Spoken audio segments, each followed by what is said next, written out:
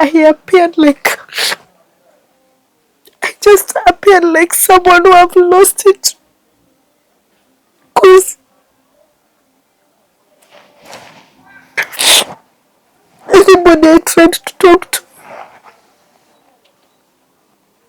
just dismissed me like, you're saying nothing. That day I realized I would see my child easily again.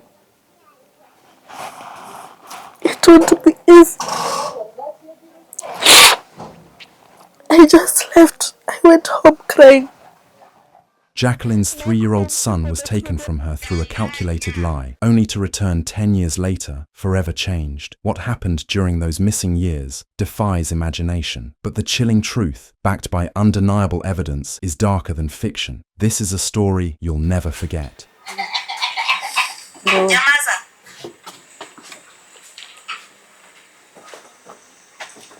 Hata sasa tuko sawa, analia. Unalia nini? Unaenda kuharibu vitu za wenyewe alafu unakuja kulia hapa. Hii ni 2 weeks back. Aliharibu vitu kwa juu. Uko juu kwa mlango ya watu, unaenda unakata vitu za wenyewe, unaharibu vitu za wenyewe alafu unakuja kulia hapa. Utanisema wapi na unakata kamba za watu? A mother's worst nightmare became reality. My name is Evelyn Jacqueline. I'm a single mother. I have a son, my firstborn. I was born in Nairobi.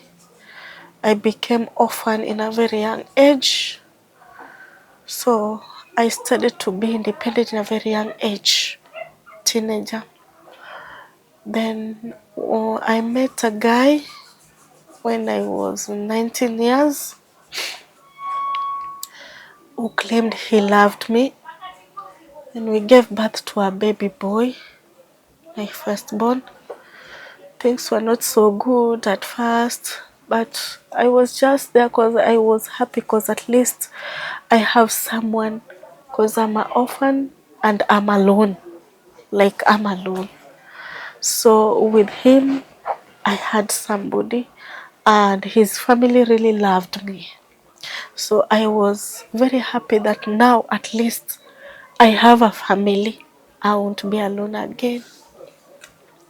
We stayed with this guy for something 2 years. All was not well. We just stayed until it came a time I could not persevere anymore, being I was living a life of persevering. So I decided to leave this man, and I told him that I'll have to leave you. We will separate. Then we'll remain like parents of a child, but we won't live like a husband and a wife anymore. He agreed. Then I told him, I pleaded with him to help me just with the rent and deposit for the house. Then I can continue with the rest. Being I was a hustler and he knew that I used to hustle. I told him, just pay for me rent and deposit. From there, I will continue with the child. You'll be just coming to see him and go. He agreed. So I went and lived with a family friend of theirs so that he can get me there while he was arranging for the rent and the deposit. Then a day came when he wanted now to see the boy, because after I left him, I stayed with the boy alone for some months. Then a day came that he wanted to see a boy, and he was coming so that we can organize how he will be paying, how he will give me the rent and the deposit for start. Then he came. When he came, I didn't know he was not alone. He came with his cousin where I was. The cousin was outside waiting for him with the car, on the car, and he came in alone. So when he came in, he was like in a hurry. What he was telling me is he wants to go with the kid to buy for him something. And I was like, but it is too early. We won't get any open shop to buy even anything. And he insisted that I want to buy him some chips or some snacks. Then now when he insisted, I told me, it's okay. Let's go and look for open shop somewhere where you can buy for him what you feel like buying, being you haven't seen him for months. While we talk on how you can help me with the rent and deposit for the house. Then we agreed it's okay. As we went out, we were by the road. He just changed all of a sudden. He became wild and took the kid from me. And I was surprised and frightened. I was like, hey, what is wrong? What's happening? We were just okay. Then he started now lecturing me. You think you are clever? He told me, you think you're clever? You are not clever. I'll show you the world. You'll know you don't know. I was like, hey, what have I done wrong? We were just talking in a good mood here. All of a sudden, you've switched. Then we now were going back. I told him, let's go back in the house so that we can talk. I don't like embarrassment. He told me, we are not going to the house. Then as we were coming backwards, I noticed there is a car, a saloon car, parked there. Then looking in a saloon car, because he was heading toward that car. Going towards the car, looking at the car, I realized his cousin was in that car. A boy. There's a cousin of his called Jerry, was in that car. He used to have rastas, so I saw the rastas. So while we were approaching, Jerry sat upright, and now I saw him clearly. Then he came out of the car and we arrived. I asked him, Jerry, you are here? And he was like, yes, I'm here. And I asked him, why didn't you come in the house with your cousin? Why stay outside here? He didn't answer me. He just got in the car. Then immediately I sensed danger, because I was like, what is happening? So they came together and this one was outside. So I didn't get it. We got in the car. So when we got in the car and he told me to get in the car too, I just got in the car too. We sat on the behind seat. Already my son was traumatized. He was very afraid that he just hold me tightly. Then in the car, I asked the father of my child, what is wrong? What is happening? And he was just lecturing me, telling me that you think you're clever. You're not clever. You'll see. I'll show you what you've never. And I was like, you show me what I've never seen? What have I done wrong? He didn't talk to me. Then they started driving. As we drove, I didn't know where we were going. We get in a road somewhere. The road was still clear, being it was on a weekend. There's no jam. So now Jerry started driving very fast. And I became frightened and I was like, what is happening? Where are you people going? We've passed a lot of shops around and I've seen even a supermarket, by the way. Where are we going? And the father of my child told me, don't worry, you'll be back. I asked him, what is your agenda? I thought you were coming so that we can talk regarding the rent and the deposit for the house as parents. And I was happy that you're coming to see your son after months too. So I asked him, now what is happening? Because I'm not getting anything. And he started lecturing me again. You think you're clever. I'll show you what you never knew existed. I was like, what? You show me what I don't know if existed. What have I done? So I just kept asking, what have I done wrong? Then Jerry, a phone call rang from Jerry's phone and he received. After Jerry received the phone, he talked, then gave me the phone. He gave me the phone. On the phone, it was an auntie to the father of my child talking. I received and I said, hello. She told me, you think you are clever? Now she was threatening me. You think you are clever? You're not clever. I will arrest you. I'll take you to committee, prison. You will know who I am. You don't know me, stupid. And I was like, auntie, why are you threatening me? Why are you abusing me? You want to take my child from me by force. I asked her, what have I done wrong? She told me, shut up, keep quiet, idiot. I'll take you to committee prison. You don't know me. I'll show you who I am. Then she hung up. I gave Jenny the phone back. Then before, wherever we were going, another phone call came. Then Jerry handed it over to me again. Now it was my child grandmother. She was telling me, I always tell you that I'm very bad. I'm very bad and you never believe me. I'll show you who I am. Don't joke around with me. And I asked her, Mama, what have I really done? What wrong have I really done? Why are you doing this to me? Then she hung too. Then by then now we were packed in a wall. I didn't even know where we were again. So after we are done with that mama's call, Jerry removed the car. Then we entered in a gate, seeing it was a chief camp. We entered in a chief camp. We just entered. When Jerry arrived, he pulled up the car. After he parked, the father of my son left the car immediately. Out of the car, he went into a lady who was working at the chief camp. So there he started talking. I remained in the car with my child and Jerry. Jerry was still seated on his seat, driver's seat.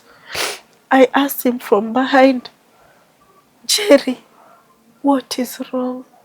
What is happening?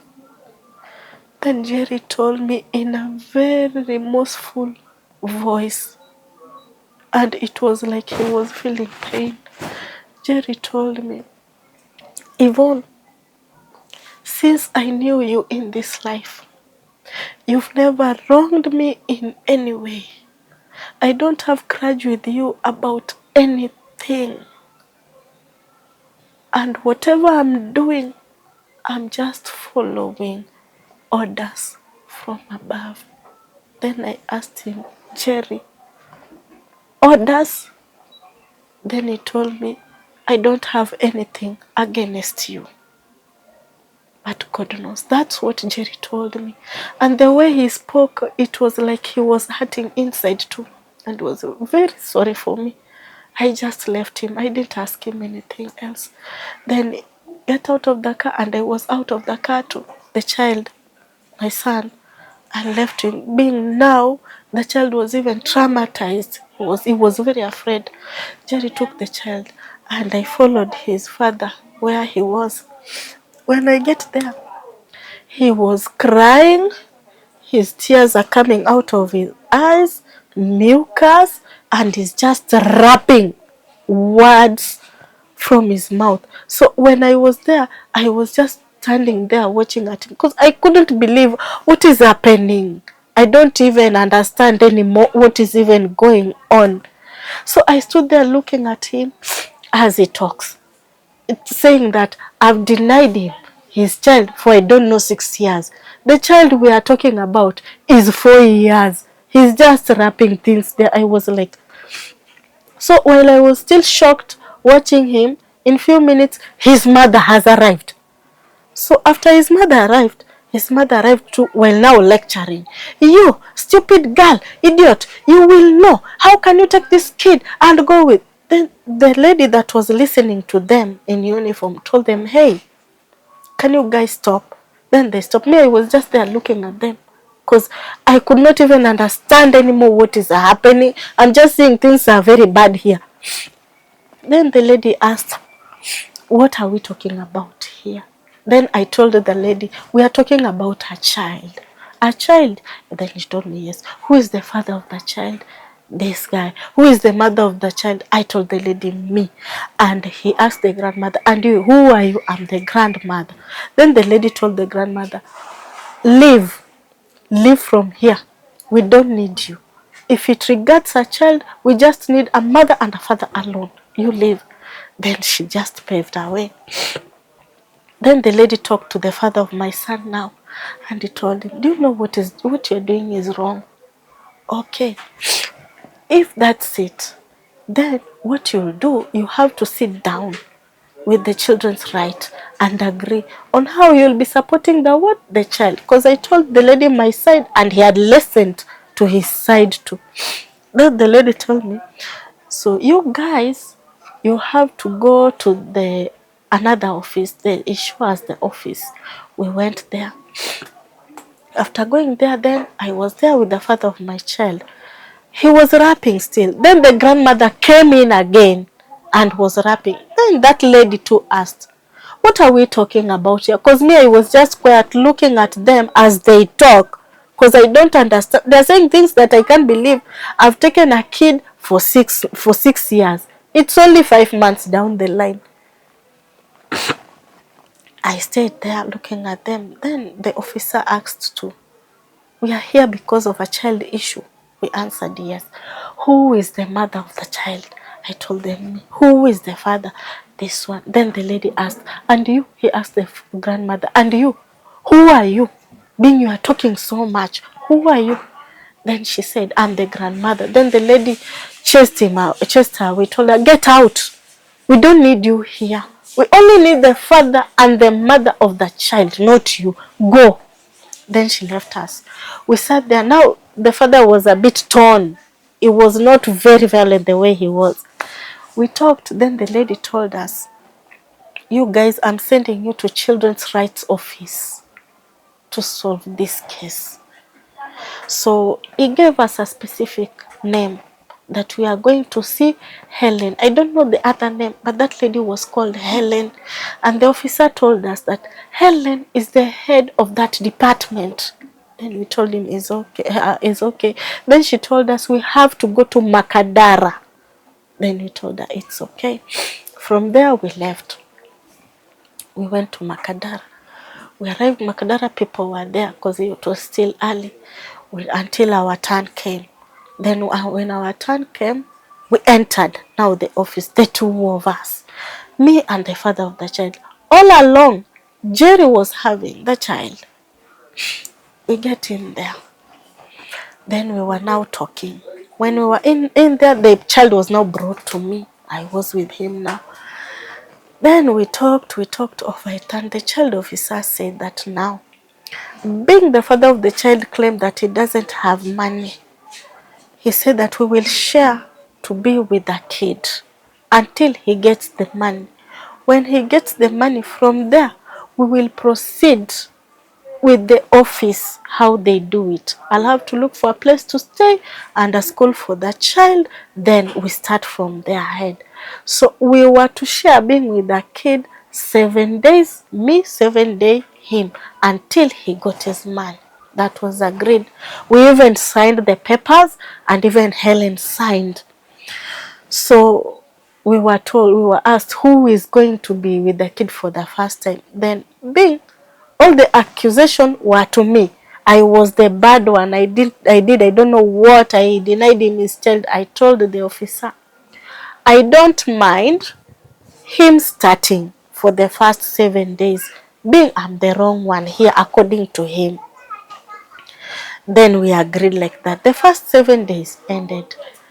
Then I called him after 7 days and asked him, so where do we switch the child again? Do we meet in town, or where do we meet so that I take him? He started now, he was not straight. Now he started just giving stories. Oh, I'm not around. Oh, I'm not ready. He is not feeling well. The first day went like that. The 8th day came again. He didn't. The 3rd day came, and I realized these people, now this one is playing with me. Then I decided the 3rd day that I'm going back to Makadara child's office.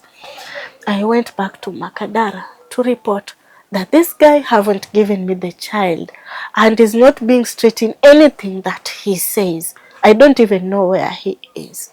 Then when I go to Makadara to report, nobody was attending to me. I asked the madam that had our case, Madam Helen. I went there and asked if Madam Helen was around. and I was told Madam Helen traveled out of the country. The person who told me that Madam Helen traveled, I wanted to ask him, when will Madam Helen be back, being she was the one with our case. The person didn't even give me time to ask him any other question.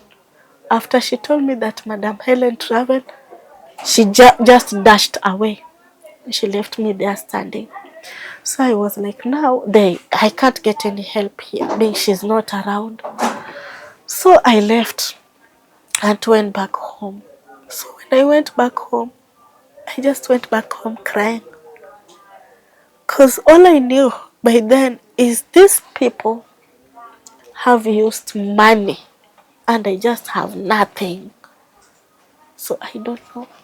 I went home crying. I stayed. Then I began calling them again. Now he was not even receiving my call.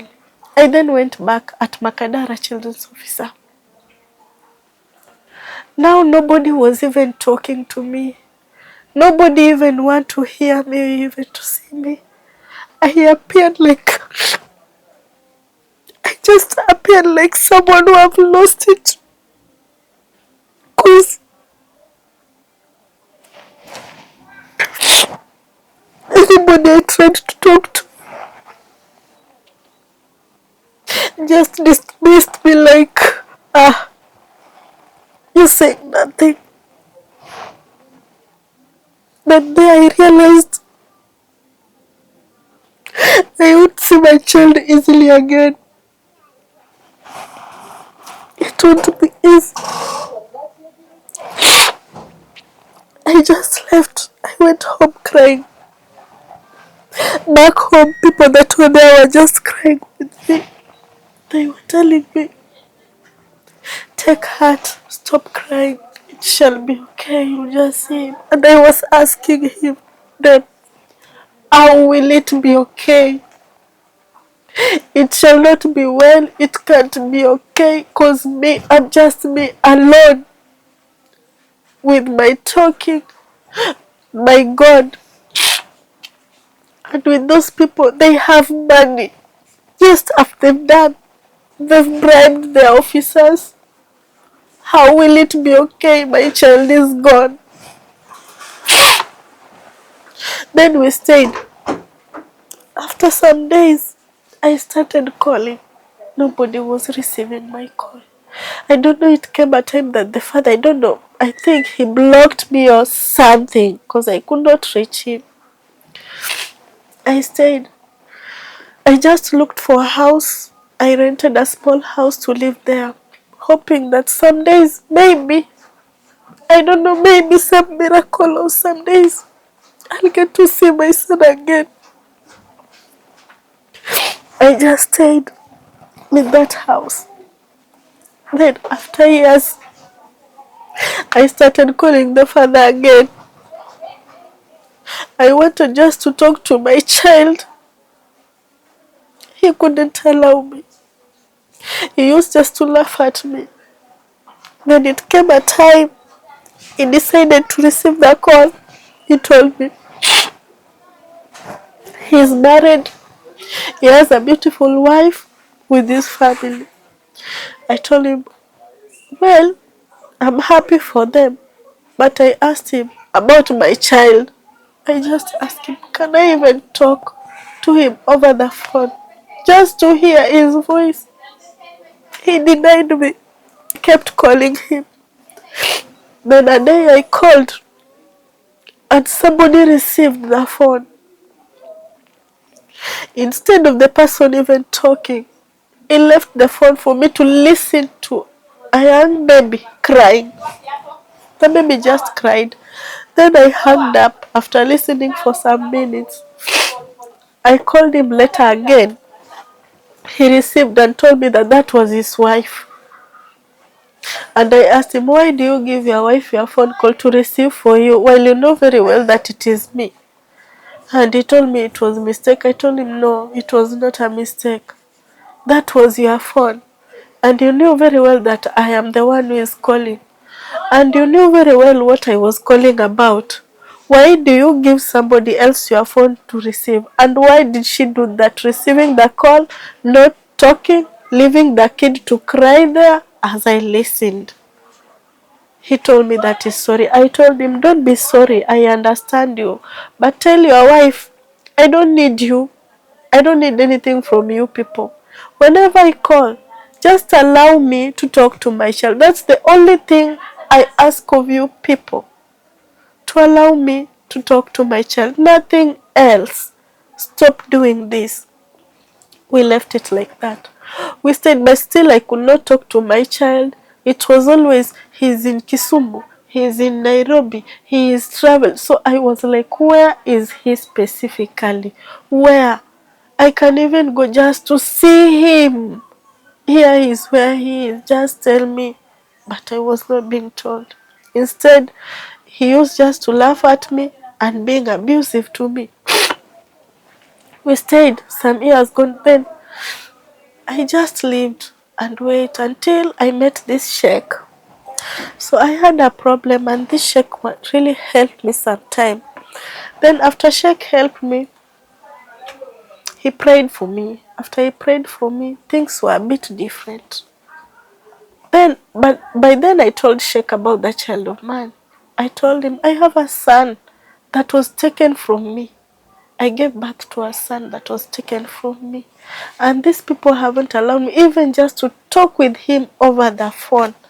I don't even know where the child is, what is happening. I don't know. That sheikh told me, it's okay. God knows. Let's just be there. God knows why. We stayed. Then after sheikh prayed for me, I became a very drunkard lady. I used to drink a lot of alcohol. I think because of stress. All I could do was just to go hustle. I sell my things. Once I get money, I go to the bar. I drink my alcohol and come back home. And I used to be a loner. By then I'm still even a loner till to date. I used to be just alone. I just stay alone. I don't do anything with anybody. I just do my business. I take my alcohol. I go back home. So that's how I lived until after sheikh prayed for me. I met a guy. I don't know. I never used to like men, by the way. I feared men.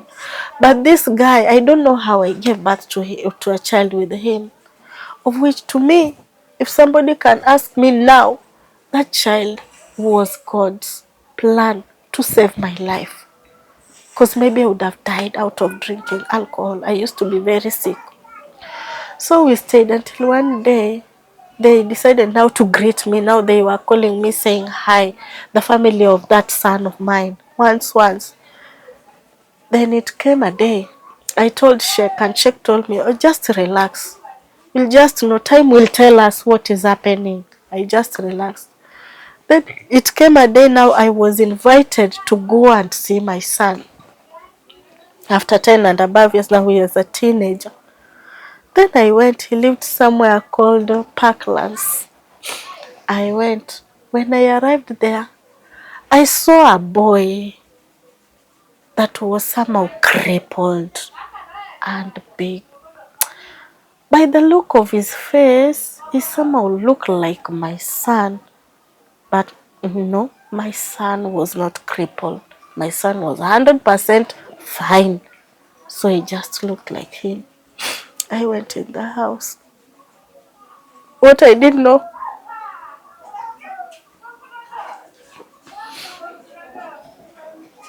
that cripple that I saw outside there was my son.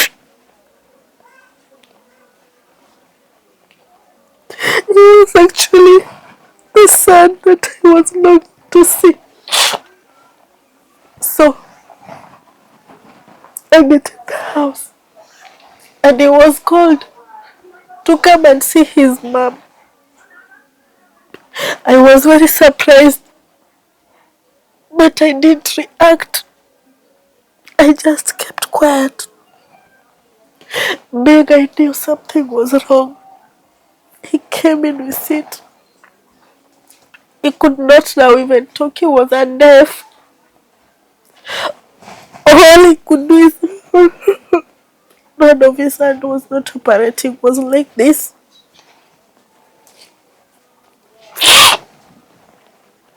So I just stayed there. I didn't react. I didn't say anything. I just behaved like it's normal. It's okay. But deep down, I had this pain that I could not even explain. The Saturday evening, the sister to her grandmother told me that it's his time to shower. He can't shower on his own. I have to go and bath him. I didn't say anything. I was just surprised, like, really? I went to the bathroom with him. I just felt a very bad pain, but I controlled it. We stayed. Then I left there. On my way, I kept quiet. Then the next day now it hit me. I was like, what did I see? What was that? What was that? What did I really saw? Then I started thinking, who do I call? I had credit on my phone, but who do I call? Who do I even share with? I had no one. Then it came, Sheikh came on my mind. And I said, okay, let me call Sheikh.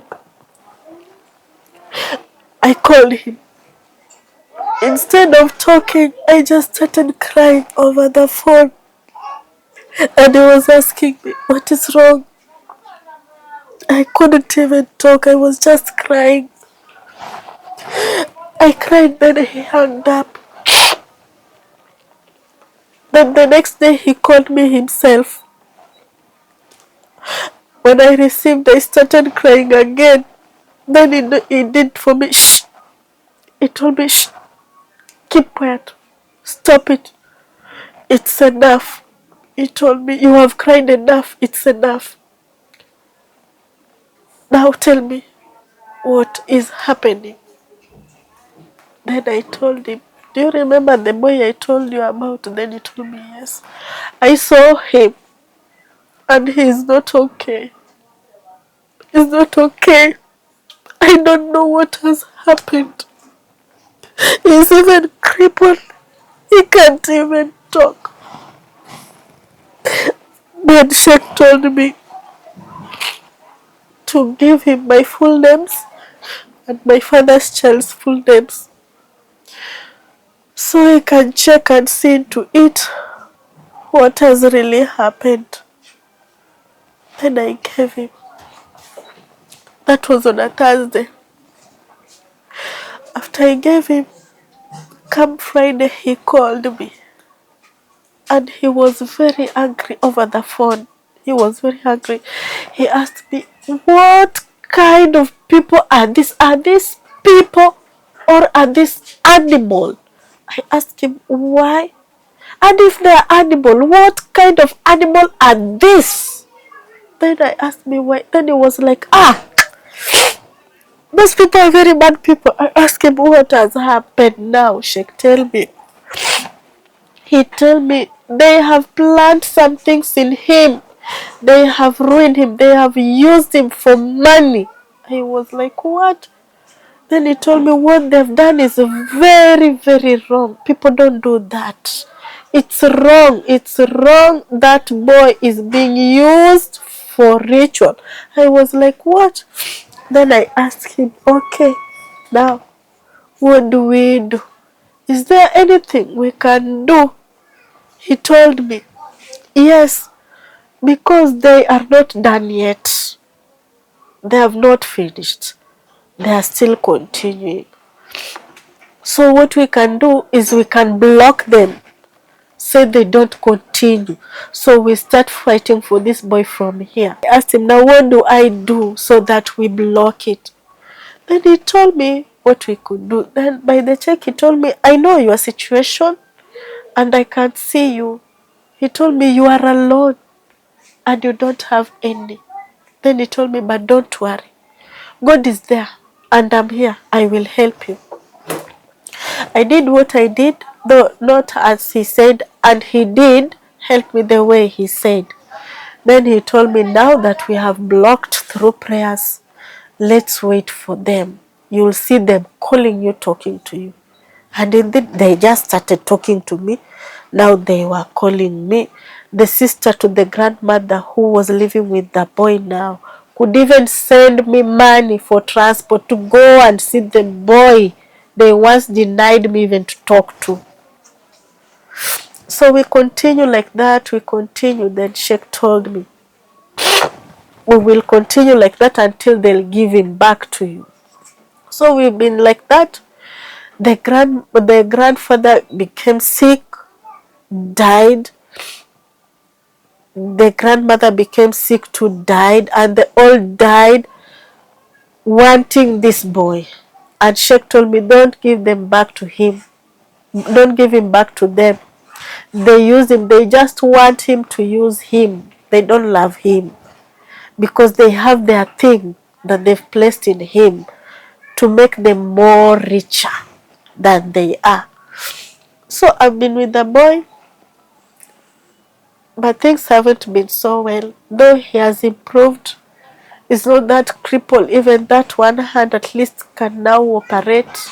At least, though he's still not okay, he still can't do many things on his own. I still have to watch over him as a child.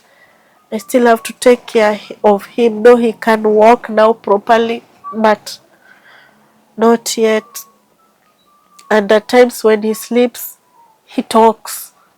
He has two voices, a woman and a man's voice. He talks at night and even laugh. When sometimes I try to as if I want to listen, he keeps quiet. He can even sense in darkness. And Sheikh told me that there is what's inside there that must be removed first. Until it's removed, he can't be normal again.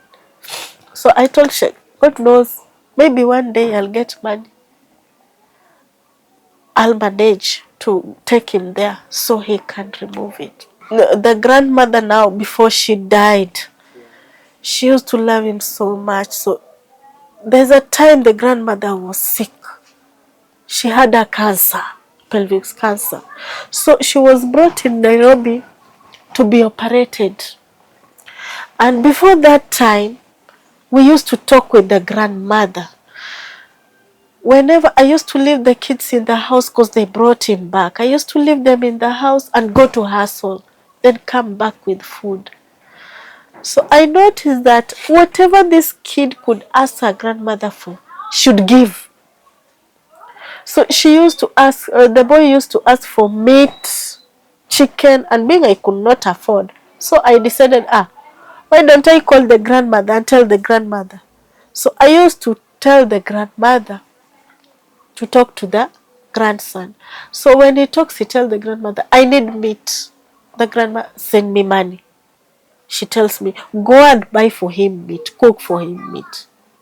When he says, I need chicken, the grandmother sent for me money. Go buy chicken for him, cook for him. But the problem is the day this boy had talked to her grandmother, there was no peace in that house. I won't sleep in peace, now there will be no peace. The child becomes violent. But I noticed though he becomes violent, but the grandmother is helping me bit by bit. We stayed like that until she came for operation. So when she came for operation, Sheikh told me, and Sheikh had already told me not to talk to them about anything before consulting him. I should always consult him, tell him first, so he tells me what to say. He told me not just to go direct. Those people are not good. He told me that those people are capable for me to just sleep and never wake up again if they notice that I know what they are doing. So she told me, just play a role of a fool with them. Don't tell them, don't show them that you know. So that's what I used to do. Whenever the grandmother asks me something or say something, I must call Sheikh and tell Sheikh, it's like this, like this, like this. He gives me way forward. So we survived like that until the grandmother came. to be operated. She was then operated. She called me to go and see her. And I told her, because she was complaining that I'm a very loving and caring person. How comes she's in Nairobi and I haven't even been bothered to go and see her? Then I told her, Mom, it is not my will. It's because I am broke. I have nothing and I have nowhere to get. The only person that could have helped me is you. And as you see, you are in the hospital. So I have no one to ask for. She sent me money to go and see her. Then I told myself, this woman, I'll go and see her. In spite of Sheikh had already told me not to see her, not to go close them anymore. I decided I'll go to see this woman. I'm going to give her last opportunity to do whatever she feels like she wants to do. She strike me dead or strike me with madness. I'm giving her last opportunity. If she does her worst, they know where my kids are. They can go and do whatever they feel like, so they gain whatever they want to gain. Then that day I didn't go. On the weekend I decided not to go. I was as I was going to hustle, because already I had to shift from the house I was living, being it was expensive for me to go to a cheaper house. So I passed by there to see her. She was very surprised by the way. She was like, she looked at me and was like, eh? Like she didn't believe it was me. Then I entered there and in my heart I said, yes, it's me. I'm here for you. You do your worst. Want to kill me? Want to strike me with madness? Then go and do whatever you feel like, or do your worst. Do what you want with the child. I'm here. I entered. Now those were the words that I spoke in my heart. But with her, I hugged her. And I was so happy in front of her. I told her, Mama, you see, you are okay. You're out of danger. You will be out of here very soon. You will be out of here very soon. Then the mother told me. The mother told me. The mother told me that she needed to see the son. Why didn't I come with my son? I told her, don't worry, Mom. She will come. That is your baby. He will come. I'll bring him. Then we stayed there for 2 good hours. Nobody came. Then on my way, I was leaving. I felt something like dizziness. I didn't understand what it was. But on my way out on the lift, I felt something. Then when I arrived down, I was like, okay, I'm here. Then I left. I didn't know what it was. Then on my way, she then called me. Now then, the grandmother. She told me, oh, you've left. My son and my sister are here now. They went to bring blow dry. I don't know, to dry the wound where they stitched. You can come back and see them. Where have you people passed each other? You're just leaving and they are coming in. Then I told her, Mama, there is no problem. We'll see each other the next time. Nobody is dying. We are all here. I'll just see them. Then she asked me, can't you come back? Where are you? I told her, I'm already on my way home. I'll just see them. And she asked me, hey, you operate like a spirit. What's up with you? I told her, no, I don't know where we passed each other. But on my way, as I talked with her, I was saying on my heart, I gave you the last golden opportunity for you to do your worst. If it's killing me, striking me with madness, do it. So you can benefit for you and maybe your family and whoever. And you've lost the chance. So I told myself, as I'm walking, I told myself, then I'm a winner. Then I went home. I went and on my way, I was told now to shift on the house that I was living with immediate effect, or else they come and lock the house for me. I had now to come back with less money, seeing how I can remove my things and my children from that house. Then I came somehow. So I had asked money for some people, 100, 200. Everybody I asked for gave me. Nobody denied me. Now the money was enough. I went and shifted. So after I shifted, it was on a Saturday. I told the agent that I was shifting on Sunday, but the agent told me to shift on Saturday. So Saturday I shift, then Sunday apparently this grandmother was discharged on Sunday. She came direct to my place and she found that I am not there anymore. I've shifted. She called me. Hey, I was with you yesterday. Today I am here. I'm told that you've shifted. How can you operate like an evil? Are you a spirit nowadays? I told her, no, ma'am. That house was very expensive for me now. And we were starting to brush shoulder and I didn't want. I had to shift. Then she told me, so where are you? I told her, I've moved to Kiserian, being I used to live in a place called Rongai, around somewhere there. But you know, me shifting before it get to that place, even Sheikh had already called me before she came in Nairobi for treatment. Sheikh had already called me and told me that now you have to shift there. You are shifting, you have to disappear, and it is very urgently. Told me, I know you don't have money and you don't have anywhere to get, but I'm praying for you. You will get and move. Just go anywhere but move out of there. Then came the agent. Then I moved.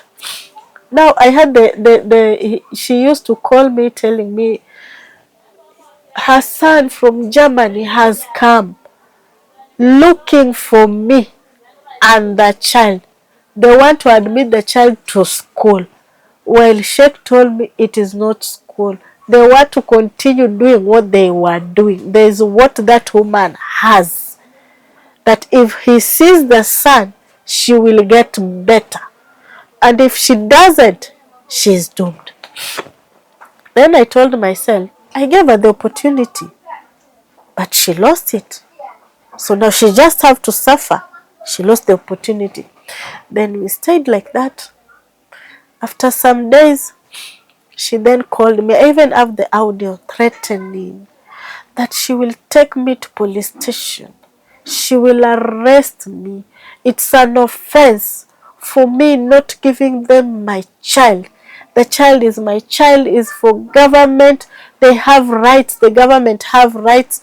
So as she was talking, I was bubbling with anger because I was like, this woman, she has 7 kids. Why must it be mine? She can take another. She even have grandchildren in abroad, but she just insisted on mine. Then they were telling me I have to go back because I'm the first woman to give birth to a first grandson of the family. And I used to ask them, how is that possible? Your son is married for years. Your son have kids. Your son have built a home with another woman. How does somebody who left 10 and above years come back now to be as a first wife to be built a home for? And she told me, no, that is our taboo. It's supposed to be like that. Then I asked, that one I was told with the grandfather, I asked him, a taboo. According to me, my son is not the first grandson. Before I gave birth, there was a lady who gave birth to a boy too. According to me, with my investigation, the boy was older than mine with 2-3 years. And that was boy 2.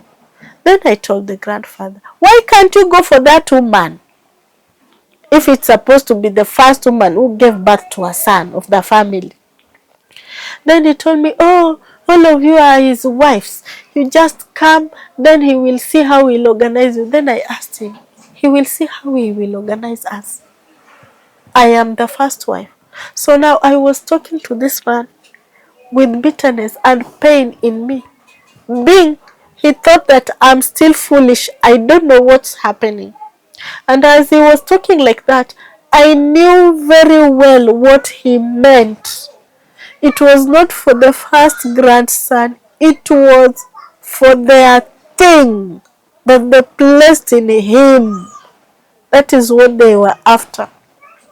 Then I was told that they have to build for me the home that Sheikh had already told me. That home that they want to build for you. They want to go and put their thing there. Being now for my son is not going through anymore because of the prayers. They told me they want to go and put that thing there so that you take care of what you don't know, their thing. So when I was talking to this grandfather, I was feeling very bad, and it was very painful to see that you still want me and my child. You're still playing like I'm a fool, and I know you just want to use us. Then as I was talking to him, I felt dizziness. And a thought came behind my mind that I'm in danger. If anything happens here, these people will take advantage. I don't know what these people will do to me, because these people are evil, these people are wicked. Then I decided to take myself out of that house without even telling them bye. I went and I felt like I was now staggering like a drunk person. Then on my way down, after I finished the stairs, I decided just to lay down. I went and hid in a corner somewhere and hid and slept on the floor. After some minutes, I regained my conscience and I was like, that was God. If this had happened to me in there with those people, the time would have been enough for them to do anything they feel like.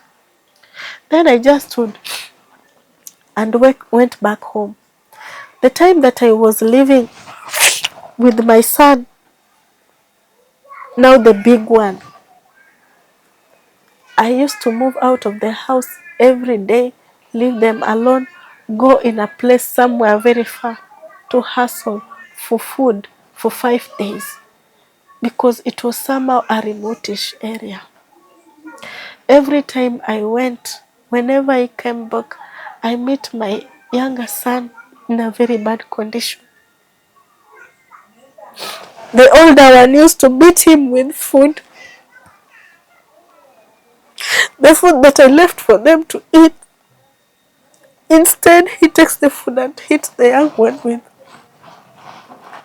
There's a day that I left and decided to come back the very same day. I got my young boy seated in a corner, not even crying, not doing, just devastated, with food all over him.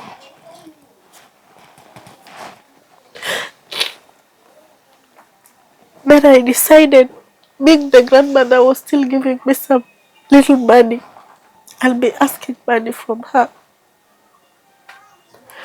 I won't leave again. So we stayed. After some days, the grandmother passed. After they passed, their children still sent me money, transport, to take my son to marry his grandmother. I didn't go. I used the money to shift in a place whereby I can at least hustle a bit, so that I wouldn't be suffering the way I was suffering where I was. I told Sheikh. Sheikh told me those people wanted to take my child away from me again, because now they have confirmed that I won't allow them to see him.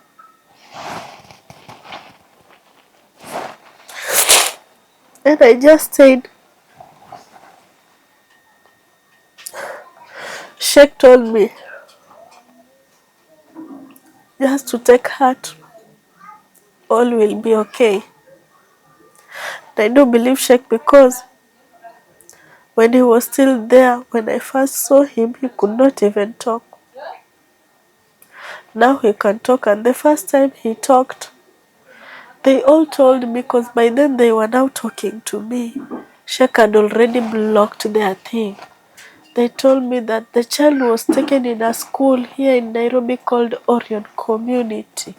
So they told me that they used to pay for speech therapy. So that's why he is talking. But behind my mind, I knew it was not speech therapy, it was Sheikh praying. But I just played a fool the way I was told with Sheikh. I was like, yes, that school is very good. It's speech therapy. And Sheikh used to tell me by then, just give them time. They will release him. They will. When things are too bad, they will release him. And indeed, they did. And the very first person who was used to take him from me is the person who brought him back, which was his father.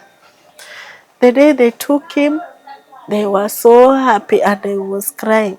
And now when he brought him back, he brought him when it was even raining. It was raining.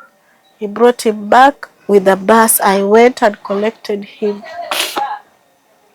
After I went and I took him, the father gave us some push to where I live. Then I asked him, where are you going?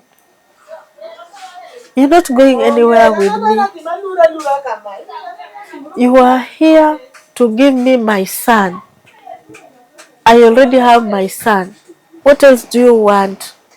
You can just go. Leave me with my son. Then he left. And Sheikh told me, you see, now those people gave you the boy because they were targeting that once they gave me the boy, they will have access to him. According to him, they will be coming, doing everything they do, while I continue taking care of the boy for him. And Sheikh told me now that is where even us we are waiting.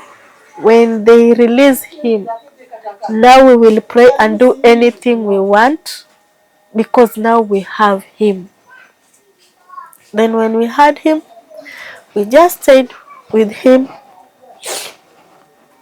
until the tycoon sent me the money. Now they were claiming that I'm the one who left the boy there, and I asked them. I once asked the sister to the grandmother, you saying that I left the boy?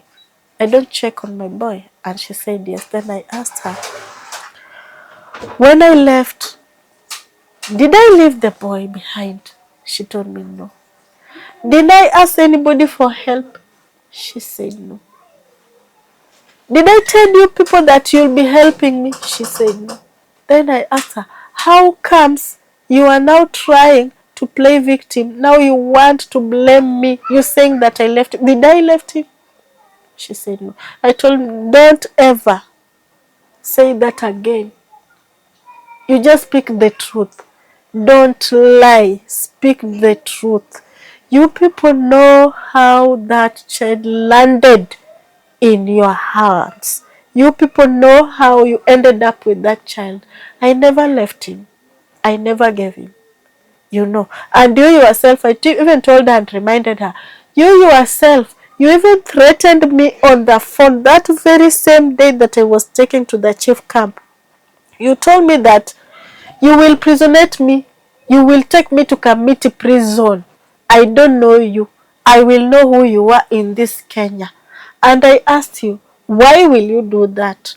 And you told me that I should not ask you stupid questions. I will know who you are. So now you are saying that I left my child. Where did I leave the child that you are threatening me for? I even asked you, you have one son. By then I had only one. You raised your child since childhood until to date. Now he could even take care of himself. Why? I asked her, why do you want to take my child from me? Don't I have right to raise my child the way you raised yours? And she could not answer me. Then I told her, it's okay. God is there. God knows. Told me, you are very stupid. I asked her, can't you remember those words? Then she kept quiet. Then I told her, don't ever do that again. Then we left it like that. We just stayed. We stayed. Now I'm with him. I had to shift and run with him. Even where I'm living now, it's like now I'm not in the danger like before. It's a bit better. At least I can talk. It's not like before when Sheikh told me to shh. Sheikh once told me, keep quiet. Don't even dare, don't even show anything. Just keep quiet. Because if they realize, you will die. And your child will be doomed like that. So nowadays, at least I can talk. Though where I'm living, things are still not so much okay. Though, because it's hard with him. He can't do many things. He's like a child. I have to do many things. Take care of him. I can't even leave to go and hustle as usual. Whenever I leave, I have to come back very fast because at times I fear he can get out of the gate, he can get lost, something can happen to him. Most of the time it's just cases, he have ruined this, he have done this. Or most of the time I just have to be here around with him, but it's not easy. It's very hard, it's not easy. Whenever I think of how he would have been and how he is now, I feel pain. I feel so bad. And it's so bad. We are told not to pray evil for people. I never pray evil for people. But whenever I kneel down to pray to God to help me at least to get out of this situation, to show me a way, even to just send me even just a guardian. Instead of praying, I find myself mentioning their names. I just find myself mentioning their names, praying that may God see them wherever they are. May God see them in whatever they are doing. Because to me, my child has a right. He had a right to live like any other person.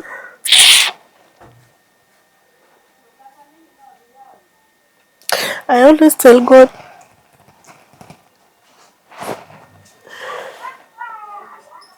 to see them wherever they are. Whatever they are doing. They denied him his childhood. Now he's a teenager. He's wasted. I can't even do anything to help him so much because I'm just alone.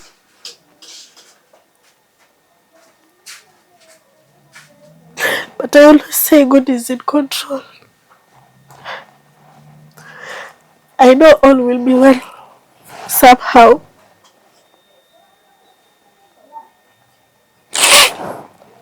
I don't even know what was their motive.